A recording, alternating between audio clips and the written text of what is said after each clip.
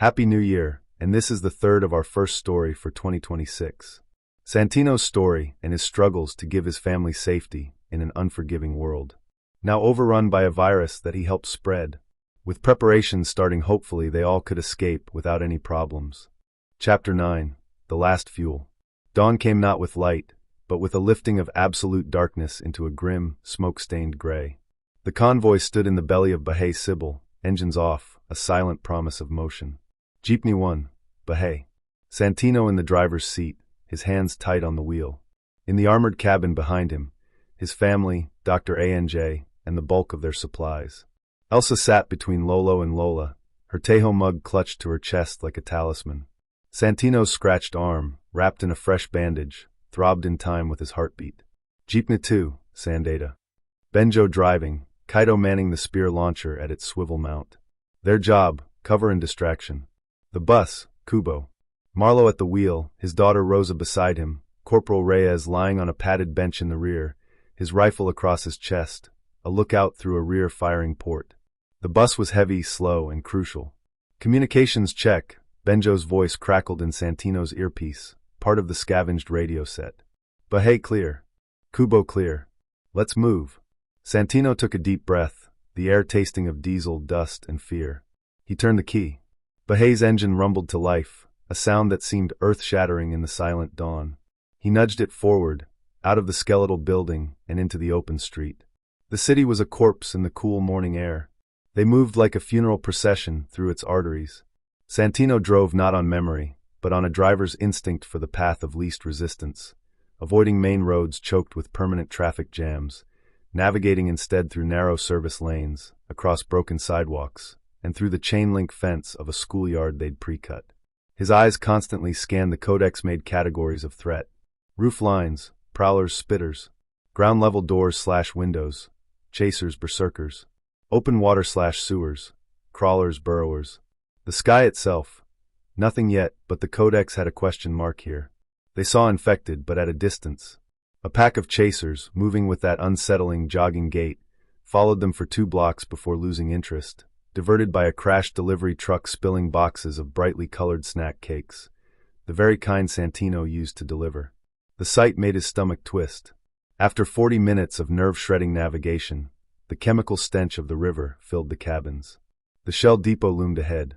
Hold position, Reyes's voice came, calm and clipped. Sandata, advanced to depot fence. Visual on river. Report. Benjo guided Sandata forward, its armored bulk creeping toward the chain link. Kaido peered through the launcher's telescopic sight. River is active, Kaido whispered into the radio. 4-5 filters visible. 2 bony crests on the near bank. They're feeding on something. A carcass. Not human. Looks like a large dog, maybe. The foreman's offering, Santino muttered. No sign of the Mandarajit, Benjo added. Fence at the rear is intact. Tank access valve is visible, 50 meters inside. Clear path from the service gate, but it's open. It was a gift. A trap. They had to assume both. Execute Plan A, Reyes ordered. Bahia, hold at the junction as block. Sandata, provide cover at the fence. Kubo, you're on the pump. Marlo, you and Rosa have 90 seconds. The bus, groaning under its weight, rolled past Bahia and toward the depot's open service gate. Marlo positioned it with its rear doors facing the fuel tank valve, creating a shielded corridor. Santino watched, his knuckles white. He saw Marlo and Rosa leap out, tools in hand. They worked with frantic, silent efficiency. Marlo attached the heavy siphon hose to the tank valve. Rosa began feeding the other end into the bus's auxiliary tank inlet. The manual pump handle began its slow, rhythmic clank-clank-clank. The smell of raw gasoline flooded the air. On the riverbank, the filterers paused their feeding. Their bulbous heads lifted, gill slits fluttering. The bony crests skittered to the water's edge, their sharp heads darting toward the depot. The scent of fuel was a new signal in their polluted environment.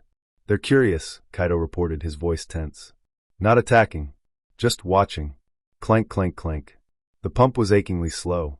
Then a new sound. A deep, thrumming beat, felt through the ground more than heard. It came from the direction of the mall. Foreman, Benjo hissed. He's coming. Fast. Speed it up, Marlo. Reyes barked. The clanking became frantic. The bus's tank was only half full. From the roof of the depot's main building, a shape launched itself. Not the Mandarajet. A prowler. It landed on Sandata's roof with a metallic clang, its prehensile claws scrabbling for purchase on the smooth, slanted armor. Kaido swore, swiveling the spear launcher upward, but the angle was impossible. Before anyone could react, the prowler leapt again, clearing the fence in a terrifying arc.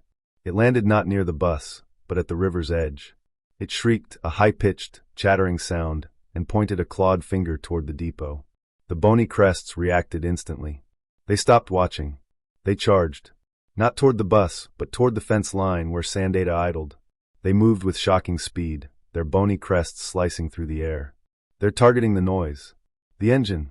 Kaido yelled. One bony crest slammed into the chain-link fence where Sandata sat. The metal links shrieked. It began climbing with ferocious agility. Benjo, pull back! Now! Santino shouted into the radio. Sandata lurched into reverse just as the creature crested the fence. Kaido fired the spear launcher. The hardened steel rod, propelled by compressed air, shot with a vicious thwump. It caught the bony crest in the shoulder, spinning it sideways. It fell, shrieking, but another was already scaling the fence. Tanks at 70%. Marlowe yelled, his voice strained. The ground-shaking beat of the Mandarajet's approach was louder.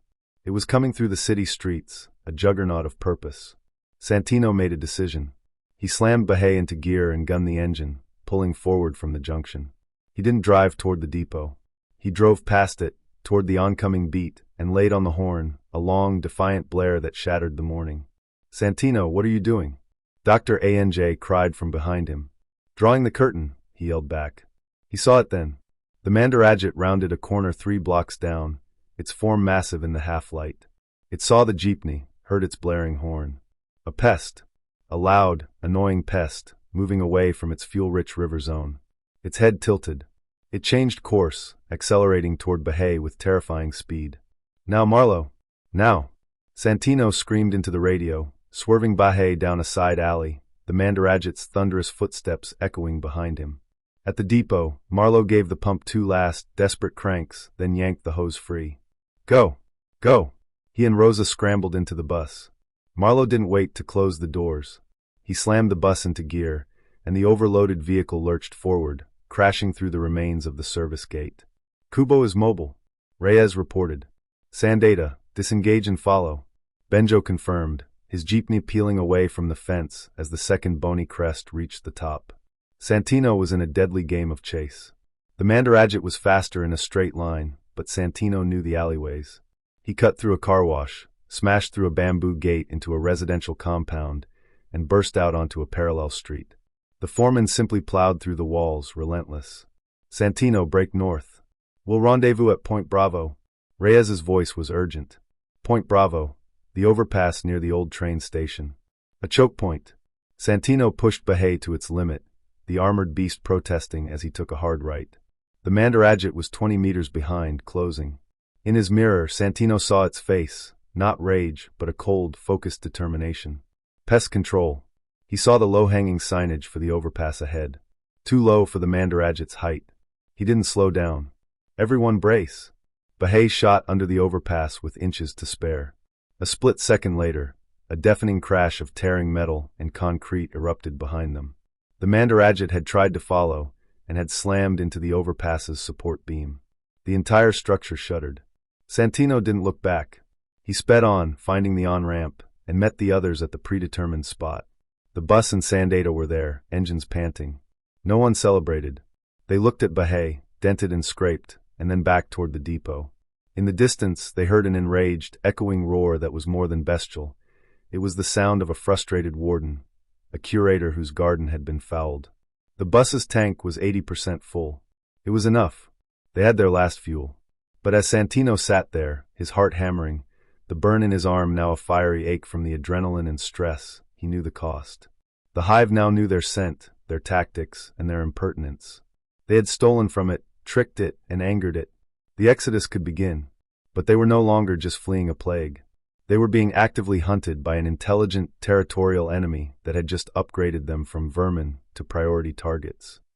The new Chapter 10, The Frontier. The Barongi checkpoint is a parody of order. A bamboo gate, 2 men with rusty bolos, and Captain Rigger on a plastic chair, a pistol on his hip. He eyes the armored jeepneys with suspicion, not awe. "Ano yan?" "Milita," he barks. "What's that?" "Military?" "Survivors from Manila," Santino says, keeping his window slit narrow. "We just need to pass through. Manila is under control. Mga balita lang yan." "That's just news." The captain waves a dismissive hand. "You have supplies. There is a tax for using our road. For community safety." A negotiation sours. The captain sees their full packs, their fortified vehicles. He wants the bus. He motions, and 6 of his boys step out, bats and machetes in hand. Dr. Anj tries reason. "Captain, there are things coming from the city. Sickness. You need to prepare." "I prepare," he shouts, tapping his pistol. "I keep order here. You are the disorder." Santino makes the call. They will back up, find another route. It's not worth the bullets or the attention. As they reverse, Santino sees the captain's smug triumph. He has defended his place from these scary-looking vagrants. They camped that night 5 kilometers away, in a mango grove off the highway. In the dead of night, they hear it, not moans, but the sound of a concentrated, swift hunt. Distant, short screams. The sharp, chattering call of an executor echoing across the rice paddies. Then gunfire, a few panicked pistol shots. Then silence. At dawn, shrouded in mist, they creep back to the edge of the barangay. The bamboo gate is splintered. One of the captain's men is draped over it, his throat gone. There are no bodies on the road. Their executors are thorough as were they brutal. They take biomass. In the town plaza, they find Captain Rigger. He is on his knees, back to the flagpole, his pistol empty beside him. His face is frozen in a rictus of utter, world-shattering disbelief. His torturers didn't just kill him. They proved him wrong, and the realization was the last thing he ever knew. On the white wall of the barangay hall, laid a gruesome testimony about what had happened to the captain, and his men as flesh and sinew hanged, all discarded by what had done this to them. Santino doesn't say, "I told you so." He feels only a cold, heavy dread. Kaito, scanning the horizon with binoculars, freezes. "Santino, look. North." In the far distance, nestled in the foothills of the Cordilleras, a column of thick, black smoke rises. Not from a village. From a place with large, military-style structures. An EDCA site. The calm of the province is a sheet of thin ice. And beneath it, in the dark water, everything is already moving. The silence after Captain Rigger's death was heavier than any scream. It was the silence of a terrible lesson learned too late, absorbed by the wet earth and the unmoving destroyed bamboo. Santino's convoy didn't linger. His daughter had been scared but still held strong, knowing that whatever they were going was better than whatever there was back at the city. They drove north, not on the highway now, but on the rough barangay roads that threaded between the rice fields and fish ponds of Pampanga. The world was deceptively green, almost peaceful. The only signs of the collapse were the occasional abandoned tricycle, a shell of a house with its door hanging open, and the absolute absence of people. It was Elsa who saw them first. "Papa, look. People in the water." They were in a flat stretch near a vast Palayan, rice paddy, that had flooded, becoming a shallow, murky lake. 20 meters from the road, 3 figures stood motionless, chest deep in the water. They were facing away, perfectly still. Their clothes were tattered, their hair matted with algae. "Filterers," Dr. Anj said softly from the back of Bahay. "Like at the river. But they're not moving." "Don't stop," Corporal Reyes's voice crackled from the bus. "They're sentinels. Their movement might be triggered by vibration in the water, not just scent." Santino kept rolling, but he watched in his side mirror. As the rumble of their engines faded, one of the figures slowly turned its head. Not to follow them, but to look across the water at a distant grove of trees. It raised a dripping arm and made a slow, deliberate slicing motion through the air. A signal. "They're communicating," Kaito breathed over the radio. The distant smoke from the EDCA base was a stain on the northern horizon for 2 days. They avoided it, giving it a wide berth through the scrubland. On the 3rd day, they found the reason for the smoke. A convoy of 3 burnt-out military trucks and a shattered LAV blocked the junction to the access road of what the sign said was Camp Tala. The vehicles were gutted, their armor peeled open not by explosives, but by something that had applied tremendous, focused force. Claw marks, thick and deep, scored the metal. There were no bodies. Benjo and Santino, with Reyes covering them from Bahay's roof hatch, approached on foot. The smell was wrong. Not rot, but a sharp, coppery, almost ozonic smell, mixed with diesel and cooked meat. "Look at the tires," Benjo whispered. Every tire on every vehicle was not just flat, but dissolved, melted into puddles of black, sticky goo that had eaten into the asphalt. "Chemical variant," Reyes said, his voice tight. "The codex grows once more. Acid blood, or a projectile vomit like the spitters but stronger. Corrosive enough to eat through rubber and blind vehicles." He pointed to the LAV's vision blocks. They were frosted and pitted, as if sandblasted with acid. Then they found the bunker. A small, reinforced concrete structure meant for guarding the gate. Its heavy steel door was not blown off its hinges. It was punched inward, in the center, as if hit by a giant, red-hot fist. The edges of the metal were melted and bent. Santino peered inside with his flashlight. The interior was a charnel house painted in rust brown, and that same strange, coppery fluid. Weapons lay unused. A radio handset was melted to the desk, and on the wall something new, a growth. It looked like a combination of coral and a beehive, made of hardened, resinous material and what appeared to be fused brass cartridge casings. It pulsed faintly, a slow, internal rhythm. "It's building something," Benjo said, horrified. "Using the materials." "Not it," Reyes corrected, his face pale. This is a hive node. A forward outpost. The foreman in Manila isn't just sending hunters. It's expanding. It sees a resource point, a military base, and it's taking it, eating it. The sound of a distant helicopter, the first in days, made them jump. It wasn't the thrum of a Black Hawk. It was the chopping of a smaller, civilian model. It came from the north, flying low and fast toward the smoke of the main base. As it passed over the devastated checkpoint, a door slid open. A figure leaned out, not to shoot, but to drop something. A small, dark object tumbled down, landing in the field with a soft thump. A care package? A bomb? Before they could investigate, a new sound cut through the air from the direction of the main base. A deep, throbbing hum, like a massive beehive or a high-voltage power line. It was a sound that had no place in the natural world. It made their teeth ache. The radio in the wrecked LAV, powered by a dying battery, suddenly screamed to life with a burst of frantic, overlapping transmissions from the main camp.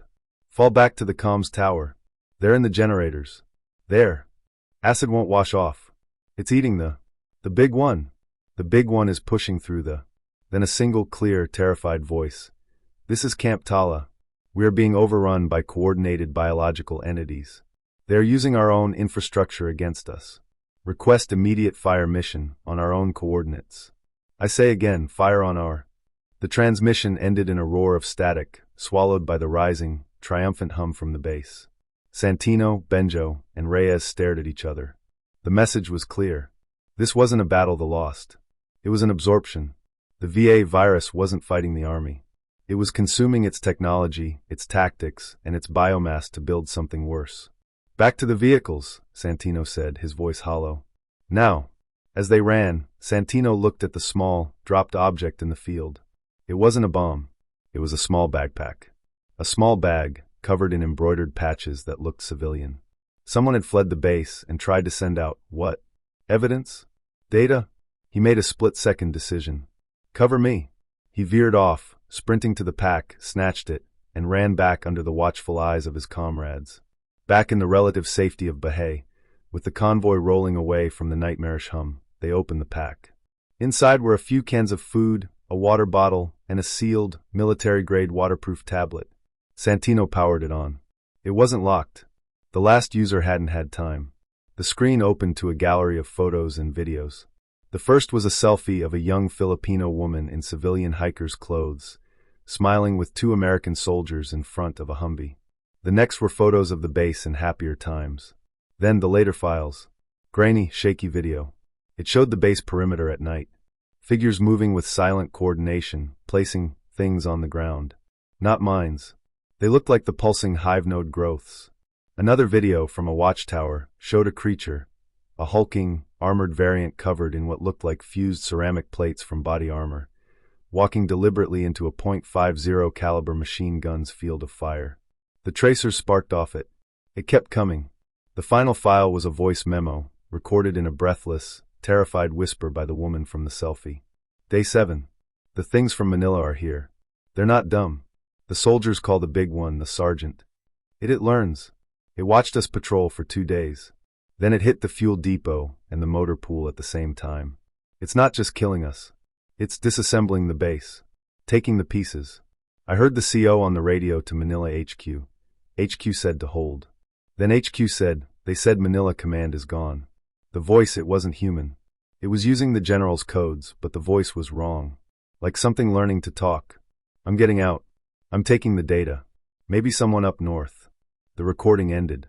The cabin of Bahia was colder than ice. The revelation was worse than any horde. The virus has the communication codes, Corporal Reyes said, the full weight of it crushing his soldiers' demeanor. It doesn't just adapt to bullets. It adapts to command structures. It's listening. Maybe even talking. Santino looked at the tablet, then out at the passing, peaceful-looking countryside. The calm was a lie. The war wasn't just against monsters. It was against a new, intelligent ecological system that was systematically dismantling human civilization and using the pieces to build its own. They were not survivors fleeing a disaster. They were refugees fleeing a replacement. And in his bag he still carried the crumpled Galaxy Blue sticker. He was a relic of the world that had accidentally built its successor. The guilt was a cold stone in his gut, but now it was joined by a new, more profound horror. The realization that they might be among the last who even remembered what the world before had been. The road north was no longer an escape to safety.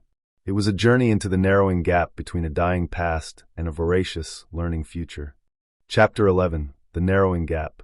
The revelation from the tablet sat in the convoy like a fourth vehicle, a ghostly, silent weight of despair. They drove in near-total silence for hours, the only sounds the rumble of engines and the rhythmic throb of pain in Santino's arm. The hopeful energy of escape had curdled into the grim acid of reality. They made camp that night in the skeletal remains of a half-built subdivision in Tarlac, the hollow shells of future homes offering little comfort. A cold, communal meal of cold corned beef and rice did nothing to warm the spirit. It was Benjo who finally broke the silence, his voice gravelly in the dim light of a shielded LED lamp. So, the army's not coming. The army's being turned into furniture for their world. What's the plan? All eyes turned to Santino. The unspoken father, the reluctant leader, the guilty carrier. Santino looked at the faces around their meager fire. His aging parents, clinging to dignity, Elsa trying to be brave, Dr. ANJ, the scientist whose world of rules was being rewritten by the hour, Kaido, the engineer who wanted to build but only knew how to break what was coming, Marlo and Rosa, the pragmatic artisans, Benjo the survivor, and Corporal Reyes, the soldier whose entire world, duty, chain of command, the might of the flag, had just been proven a fatal illusion. We keep moving, Santino said, but the words sounded hollow even to him. To where? Marlo asked, not challenging, just practical. North? To the mountains? To the sea? We are a noise, a smell, a moving target. The thing that took that base, it will expand. It will send its workers out. We saw the filterers signaling. The whole province is becoming its farm. We find an island, Lola suggested, her voice thin but stubborn.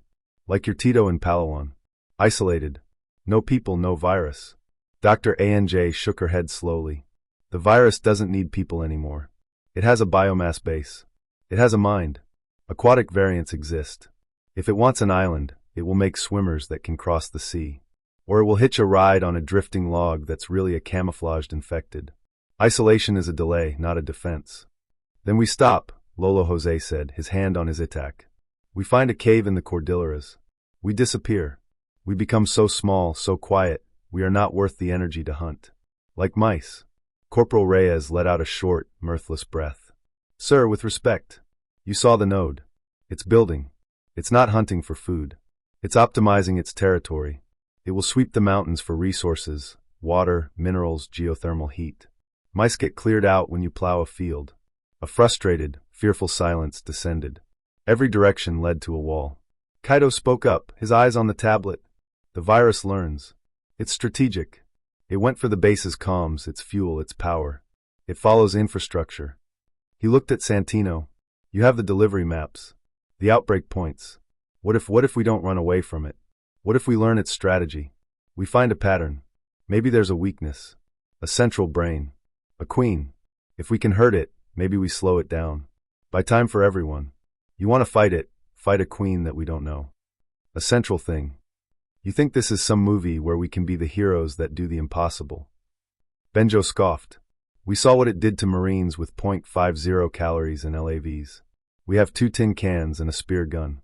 Heck, our supplies are disappearing. Not fight, Kaito insisted, a feverish light in his eyes. Sabotage. We're small. We're fast. We're not a military target. We're a virus to their system. We deliver a payload. You're talking about my father going on a suicide mission. This isn't what we signed up for. Rosa said, her voice sharp with protective fear. I'm talking about us having a purpose other than running until we're too tired to run anymore. Kaito shot back. The debate swirled. Hide, flee, fight. Each option stripped bare and found wanting by the horrific new logic of the world. Santino listened, but his eyes were on Elsa, who was staring into the fire, clutching her mug. He saw not a child, but a future ghost in a world that had no room for her. This was her future now, and all they can do was run. To hide, to debate because there was no more hope. No more future for her. He had failed her. The world failed her, and he was powerless to do anything about it. He was breaking, and he hated it, as when the group finally went to sleep or rested he had covered her with a blanket. But hey, their armored hope sheltered them in the night, but it did little to the hopeless all of them felt. Back in the city, power outages always happened, hence why his little girl didn't run away from the dark as it coiled around her. Even in the poverty that ravaged them there was hope, but now there was nothing. There were now monsters everywhere. The people that should have protected them were gone and failing, and eventually food, water, and such were about to disappear. Nothing worked, nothing gave hope, and even the crosses felt like distractions. Yet he went in. He held her tightly, and he made sure that she was all right. She slept despite her future. She slumbered well despite her lost future, and she was his only hope in this unforgiving world. He would do so much for her and her alone. That was why he fought. Why he held hope, because leaving her without a future hurts more than the pain, the sadness, the fear, the hunger. He wanted to promise that it all would be all right, that everything will be back to what it was, but he knew her. He knew that she was smart. She had accepted that things were like this from now on. That is why his actions were that of giving her some comfort despite all of this. To make her sleep more relaxing and more comfortable as he used his body to bring her some warmth in this cold night. He was still her father. That was all that he knew to say despite the sensation in his arm. Hence, for as long as he could live, he would do all that he could to give her some respite in all of this. For all he knew, this small gesture was all that he could give to at least soften the blow that reality had given to them all. The next morning, the decision was made for them by the sound of engines. Not their own. From the north, a ragged procession emerged from the haze. 2 battered civilian trucks, a Jeep Wrangler missing its doors, and a dozen people on foot, carrying bundles and weapons. They were heading south, towards the convoy. Their faces were hollowed by exhaustion and trauma. Santino's group took defensive positions, but the newcomers showed no aggression, only a weary caution. Their leader was a woman in her 30s with a bandaged arm, and the 1,000-yard stare Santino was starting to recognize. Her name was Lieutenant Nina Serrano, and until 3 days ago, she was the logistics officer for Camp Tala. You're coming from the north, Reyes stated, not asking. We're coming from hell, Serrano corrected, her voice flat. Camp Tala fell. Not to a horde. To a takeover. It was systematic. They were monsters that could coordinate. She confirmed the tablet's story. The creature they called the Sergeant, a massive, armor-plated variant born from the base's own Fallen, had coordinated the assault. It used smaller, agile variants to cut wires and pipes. Acid spitters disabled vehicles. The hum they heard was a biological emitter the virus had built in the main generator hall, mutating plants, some kind of tool that disabled their communications. We held the comms tower, Serrano said, accepting a cup of water. For 2 days. Command in Manila went silent, then started giving impossible orders. Orders that would get us killed. We realized it wasn't command anymore. We were on our own. The helicopters? Santino asked. A bitter smile twisted Serrano's lips. Private extraction. A rich family from Manila with connections. They came for their cousin, an officer, to celebrate New Year. They took him, his wife, and 2 others who could pay. They left the rest of us. The last thing they said over the radio was, "God help you." Then they flew towards Lauag, maybe trying for Taiwan. Her group, 20 survivors from a base of 300, had fought their way out in a desperate, bloody breakout when the sergeant and its workers moved to assimilate the tower. They had no plan. Just away. You're heading back towards Manila? Benjo asked, incredulous. Where else? Everything gone. You think it's just us? No America, China, Japan, even France. We heard it all. Some of them even wanted to go here, you believe that? One of her soldiers, a young private, spat. The cities are death. The bases are death. The open road is death. At least in the ruins, you can hide. You can maybe find a can of food. Out here, you're just exposed. Lieutenant Serrano looked at their armored jeepneys, a flicker of professional assessment in her dead eyes. You're well equipped. For now. But you have civilians. Children. Her gaze fell on Elsa, and for a second, her mask cracked, revealing a bottomless grief. You can't fight what's coming. You can only outlast it, or you can die quickly. We're choosing to outlast. Even if it's in a hole. She offered a worn map, pointing to a region in the Zambales Mountains. There are rumors. Isolated valleys. No strategic value. Maybe it'll ignore us for a while. She looked at Santino, then at Reyes. You have a soldier. You have a doctor. You have vehicles. You could make it to a coast. Find a boat. Try for a small island. It's a chance. A slim one. Then she gathered her broken people. As they trudged past, one of the civilian survivors, an older man, stopped by Santino. He smelled of smoke and blood. You look like a man who thinks he still has a choice, the man whispered hoarsely. You don't. The world's over. The new landlords are moving in. We're just the squatters they haven't cleared out yet. Run if you want. Hide if you can. But don't think you're fighting. That's what gets you turned into part of the wall. The two groups parted ways, one heading towards a grim, hidden survival, the other paralyzed by choice. Watching the soldiers and civilians disappear into the southern haze, Santino felt the last vestige of hope fracture. The brave were broken. The system was gone. The virus was the new system. He looked at his group. At Kaido's desperate need for purpose. At Benjo's pragmatic survivalism. At Reyes's shattered duty. At his daughter's futureless eyes. The narrowing gap wasn't on the map. It was in their souls. The path of the desperate survivors led to a slow death in hiding. The path of the fighters led to a fast death in a blaze of feudal glory. Santino, the delivery driver, the man who knew routes and schedules, finally spoke the only truth he had left. We're not running to anything anymore, he said, his voice quiet but cutting through the despair. And we can't hide from the weather. This, he gestured to the world around them, is the weather now. We find a place we can defend. Not forever, but for a season. We learn. We watch. We build our strength, not to attack the infected, but to survive the next storm it sends. We are not mice. We are not soldiers. We are seeds. And our only job is to not be found before we can grow something, anything, that Elsa can live with. It wasn't a grand plan, maybe too ambitious, but he was sick of it. To always fail his child. To fail her repeatedly as a father. No, he wanted to do good by her. He wanted to make her thrive, and he was done bowing down towards the elements that continuously forces them to submit. It was a surrender to a new scale of existence. They would not flee the apocalypse. They would try to find a corner of it to endure. The goal was no longer survival. It was continuance. As they turned their vehicles north once more, the sky to the south, towards the fallen Camp Tala, flickered with a faint, sickly greenish light. The hum was gone, replaced by something else, a deep, subsonic vibration they felt in their bones. The hive wasn't just occupying, it was celebrating its victory. And somewhere in the back of Santino's mind, a new, chilling thought took root. If the virus could feel triumph, what else could it feel? And what would it do when it found the seeds that dared to think they could grow in its new world? Chapter 12, The Seeding Ground. The lesson of Camp Tala changed their language. It wasn't a hive.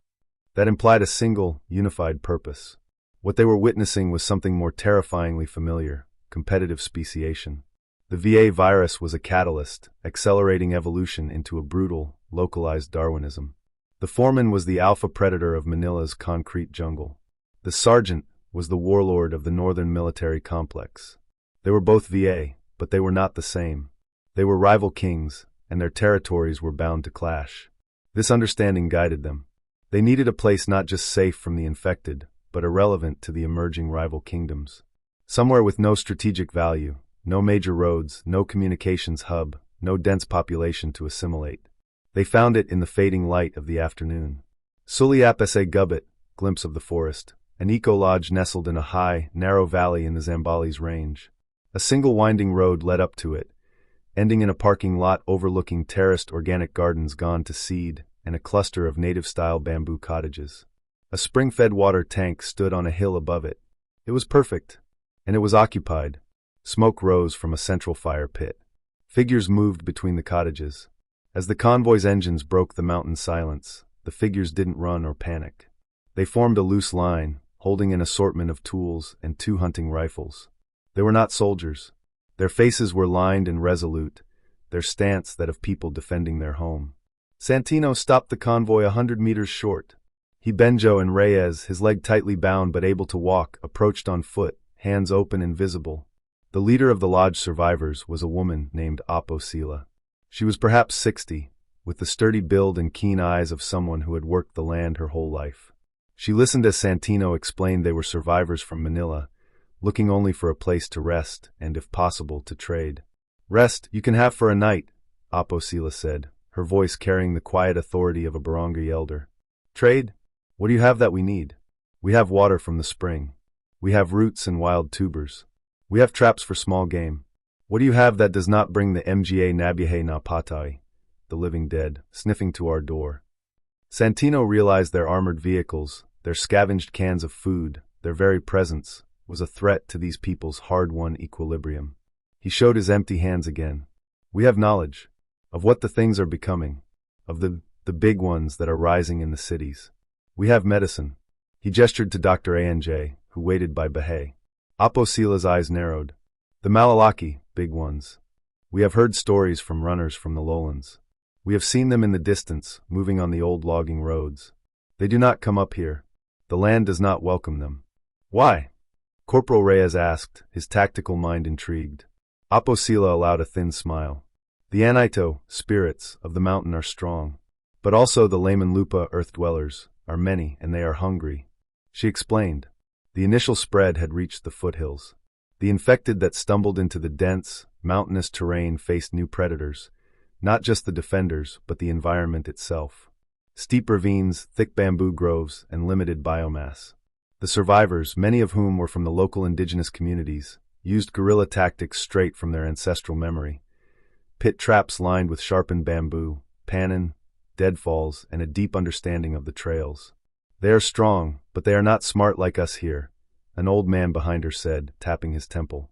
"They follow the easiest path. We make the easy path a death sentence. They need many bodies to push through.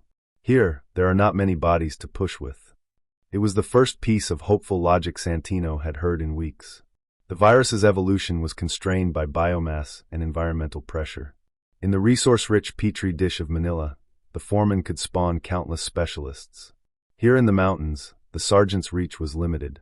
The virus had to prioritize. It couldn't afford to waste adapted units on a difficult, low-yield target. For now, a tense negotiation unfolded. The lodge community would allow them to stay in the lower terraces, away from the main cottages, for 3 days. In exchange, they requested half of Dr. Anja's antibiotics and Kaido's help in repairing their solar panels. It was a steep price, but it was a foothold. As Santino's group began the arduous task of setting up a temporary camp, the reality of their theory struck. They were in a fortress of scarcity. The mountain itself was their best defense. But it also meant a life of constant foraging, of hunger, of being one bad season from collapse. That evening, as the two groups shared a cautious meal of roasted wild yam and stewed pigeon, Aposila confirmed their broader fears. The big one to the south, in the ruins of the big base, it grows stronger. It sends out its scouts. But the big one from the city, it is a glutton. It consumes everything. They are like 2 buea crocodiles in a shrinking pond. They will see each other soon. And when they do, she made a crushing motion with her hands. It was as they had guessed. The foreman, bloated on Manila's millions, was an empire builder. The sergeant, leaner and militarily adapted, was a territorial warlord. Conflict was inevitable, and the outcome would reshape the entire region. The next morning, as Santino helped Marlo check Bahay's suspension after the mountain roads, Rosa, who had climbed a nearby rock to get a signal for the radio, went perfectly still. "Papa," she whispered, her voice carrying down on the thin air. "Look, on the eastern ridge, where the old pine is split by lightning." Santino raised the binoculars. At first he saw nothing. Then, a shadow detached itself from the rocks. It was tall, lean, and moved with a predatory, liquid grace that was utterly unlike the shambling chasers or the hulking sergeant. It stood on 2 legs, its form optimized for efficiency, not brute strength. It carried no tools, but its arms ended in long, cruelly curved claws that seemed to gleam in the morning sun. It faced their direction, its head slowly scanning the valley below, the lodge, the terraces, their vehicles. It didn't moan. It didn't scramble. It observed. "Executor," Santino breathed. The foreman hadn't forgotten. Its rival, the sergeant, might be the immediate threat to its northward expansion. But a pest that had stolen from it, humiliated it, was a loose end. This hunter wasn't here to conquer. It was here to tie up loose ends. It was a scalpel, not a club. Santino lowered the binoculars, a cold certainty settling in his bones. They had found a seeding ground, a narrow niche where they might grow. But they were not alone in this new ecology. They were a small, stubborn plant, and the gardener's most precise weed killer had just been spotted on the ridge, patiently waiting for its moment to strike. The mountain was a shield, but it was also a cage. And the hunt was no longer a chase. It had become a stalemate, with the executioner as the ghost at the edge of their fragile new world. Happy New Year, and what do you think about this chapters of Santino and his family? Do you think that they would be able to build a community where they would thrive? Until next time, see you all in the next chapter, and please comment and subscribe if you like this story.